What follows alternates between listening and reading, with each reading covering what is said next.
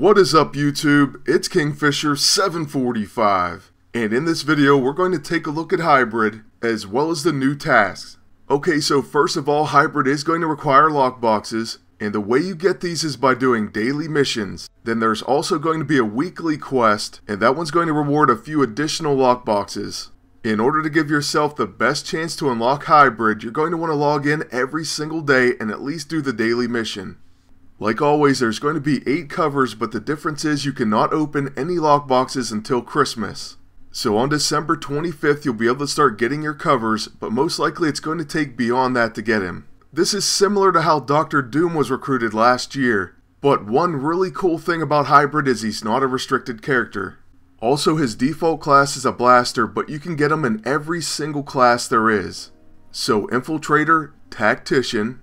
The Tactician version is going to be Lasher Hybrid, and the Infiltrator is known as Agony. But before we move on, let's go ahead and take a look at his original form, and then we'll go through the rest of the classes.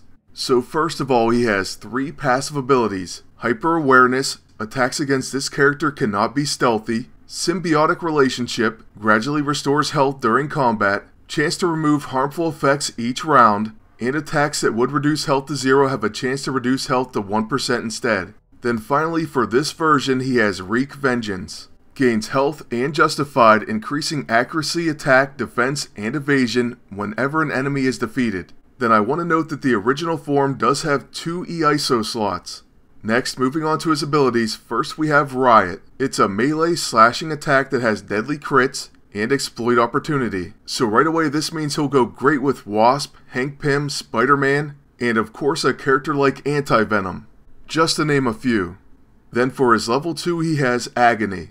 It's another melee slashing attack that has Subdue, Exposed, and causes bleeding. So Exposed reduces defense by 25%, and Subdue causes melee attacks to do 40% less damage and cannot crit. Then the fact that he has melee slashing attacks does open him up to a number of AISO. He could use Vorpal and Vampiric to name a few.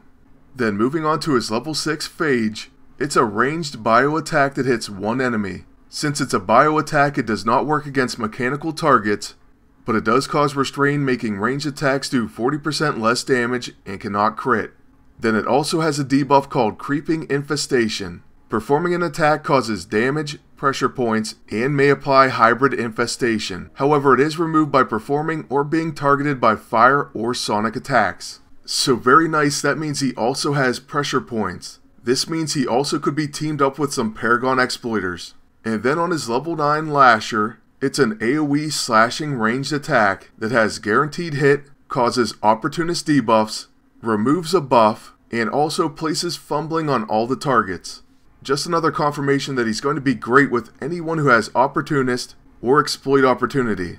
Then moving on to his other classes, what you're going to notice is he doesn't gain any additional abilities or any visible changes to them. However, he does switch one passive. Basically, in exchange for a class switch and for a different passive, you're going to give up one EISO slot. He will keep his Hyper Awareness and Symbiotic Relationship, but now his Infiltrator form has Painfully Aware. 20% chance to avoid enemy attacks, and attacks dodged this way provoke a counterattack. So certainly not bad, and it is nice that you can change his classes, which will really help out for your hero bonus, and it also gives you a bunch of options when building teams, or when trying to adapt to the meta, or maybe even a specific PvE battle. Then moving on to his Tactician form, now he's going to gain Survivor. So guaranteed to survive being KO'd once and restored to 30% health. It's always nice to have an insurance policy, but at the same time, Brutal Strike would knock him right out. Still, maybe you just want a Tactician on your team, so he may be worth using sometimes. Next we have Phage Hybrid, the Scrapper. He's going to gain Barbed Spines. Successful enemy melee attacks against his target give the attacker bleeding and immediately hemorrhage. I was just thinking of a team up with Groot, or maybe a magic user, and most of your team would have thorns. That could get really annoying, especially if they have a melee team.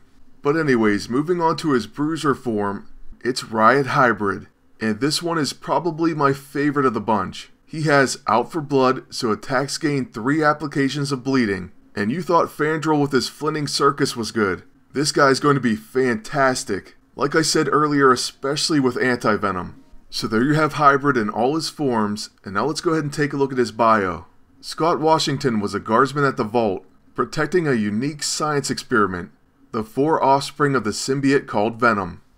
After his brother was killed and he was paralyzed in a gang shooting, the symbiotes found him and bonded with him. Calling himself Hybrid, he now seeks vengeance against criminals of all kinds. Then for his team-ups, right away you can see he has a ton of connections with Agent Venom, and especially Anti-Venom. Also, we know he shares the Opportunist connection, and will even help out Anti-Venom with bleeds.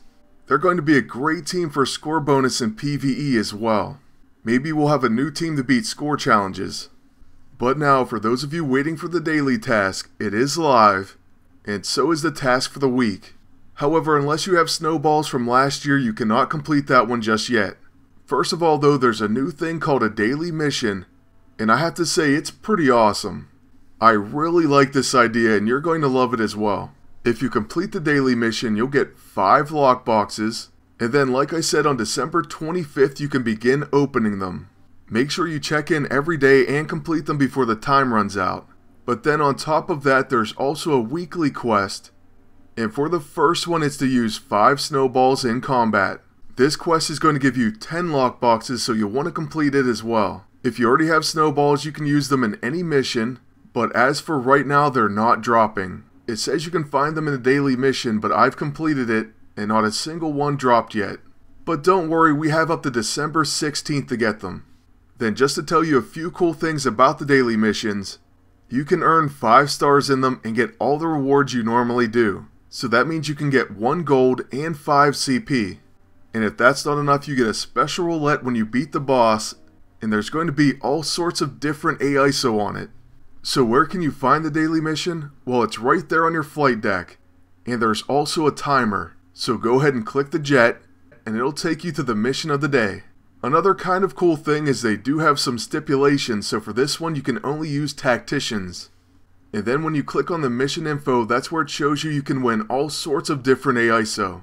However, the augmented ISO that it shows isn't necessarily what's going to be on your roulette.